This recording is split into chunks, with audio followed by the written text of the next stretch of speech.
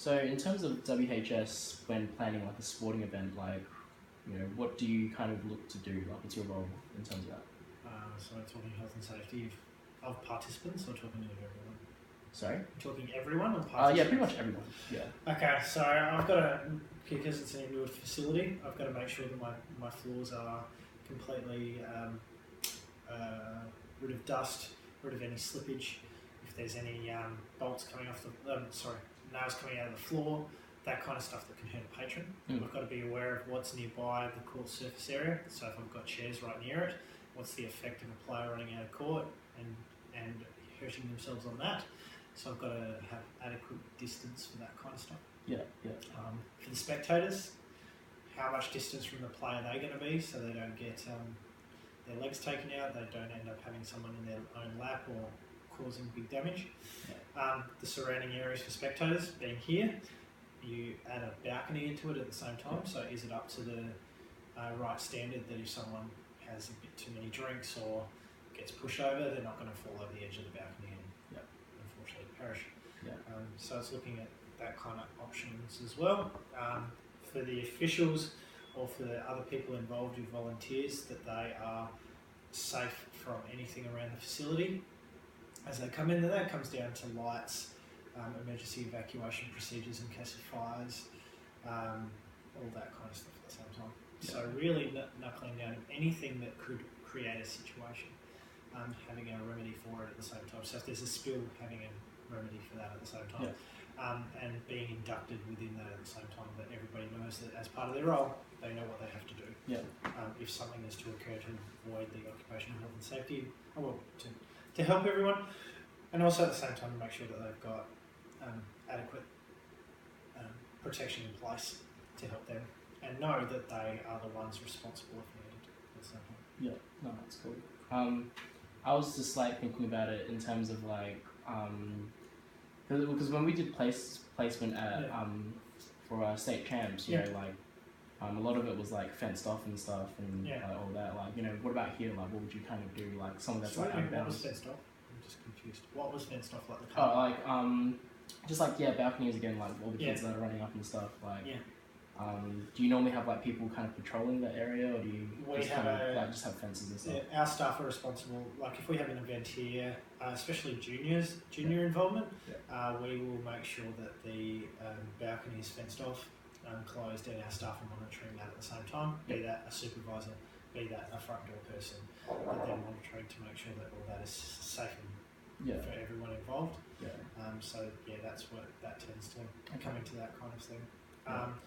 Another example is we've had stuff across the road at Harts Mill, and due to the fact of safety to our facility and car park, so it doesn't get damaged and our bins don't get damaged, we've fenced off areas in the past to allow patrons to come in safely, and at the same time to protect our bins and everything outside at the same time, and also the entry to the facility from that side.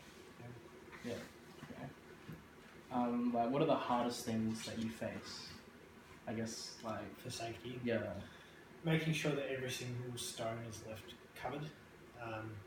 Unfortunately, you can't get everything covered because there's always something out of the norm. But being able to ask the question that if in the worst case scenario something happens, are we going to be okay in covering it? But unfortunately, you can't go the full extent. We had someone fall off the balcony and land. Thank God feet first, downstairs. Well, we were covered due to the fact that we had the bar at the correct height, and that person was an absolute idiot. So they were lucky that way that we were okay to get away with that. Well, we had the right occupation with the safety checks within that at the same time. Was that like the worst thing that happened to you, or was it? That's the worst thing so far. But there's going to be worse. It's just, even to this place, it's like padding in particular areas. We've had someone actually shatter a hip bone that actually hit the side of the bench. Freak thing that could never happen, and it only has one small angle that you can actually make that happen, but it's happened. So that's just those kind of things that unfortunately you prepare for the unexpected, but sometimes the unexpected occurs. So when there's going to be an event, like what's your first priority in terms of WHS? Safety. Okay, so safety of the patrons by far. Fans, yep. And people that are working within the first step would be the safety of the people that are going to be part of the event, and then the next step, but very closely behind, are the people that are actually running the event, and the staff that are involved in that event would be the highest three straight away. Yeah. So what kind of like paperwork and policies do you put in place to try and stop, or I guess like help people's safety? So we have it's a little bit different here, because like if you want to hire the facility, there's an induction manual which has all those kind of policies and procedures within that at the same time. So we bring them in for an induction around about 2 to 3 days beforehand. They hire the place, they hire the rights of using the facility. So we walk them through everything from putting a goalpost away to how to lock the door, to how to put the alarm on, how to clean up a spill, and then we get them to sign off that they know all induction processes, and that comes into occupational health and safety. And for stuff that we run, it is a day-to-day training of our staff to make sure that they are aware of stuff, and they are to report any occupational health and safety issue immediately.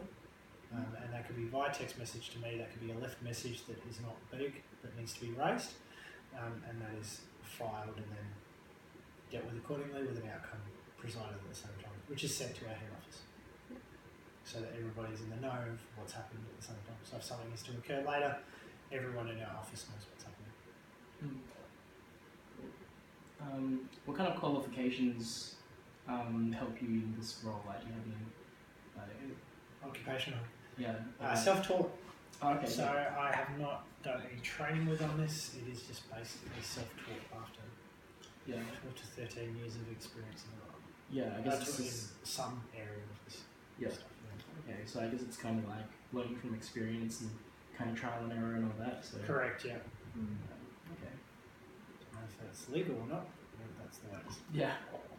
So nothing's really compulsory in like a WHS role here. I need to have first aid, which I've got. Okay. Yeah.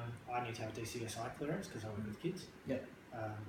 I have to be a mandatory reporter and go through the training, which I've already done. Yeah.